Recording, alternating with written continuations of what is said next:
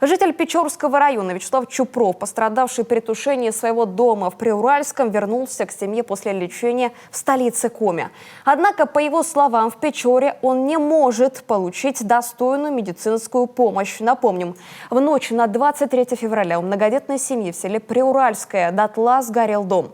В огне пострадал хозяин, он был доставлен в реанимацию с 26 февраля по 12 марта.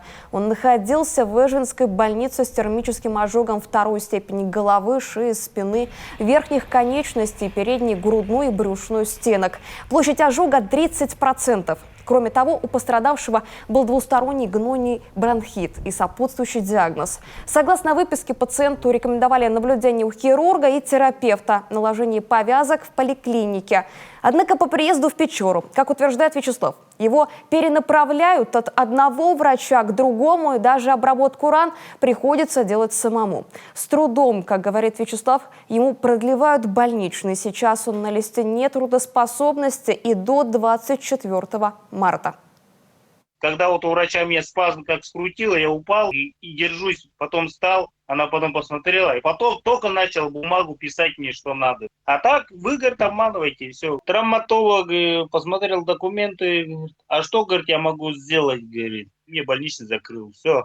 И никаких таблеток, ни мази, ничего не сказал. Просто все, идите домой. Ночью таблетки пью, сплю. А если не пью, то ворочаюсь, меня то вправо, то влево корёбит вот так в разные стороны. Ну, ожоги же видно какие. Он все. Здесь не буду показывать, здесь вообще, здесь лучше. В Минздраве Коми ситуацию не стали комментировать, ссылаясь на врачебную тайну. И посоветовали самому обратиться в ведомство с жалобой. Сейчас погорельцы нашли временное пристанище. Семья с 3 детьми живет в доме, принадлежащем родственникам. Служба соцзащиты выделила помощь пострадавшим 10 тысяч рублей.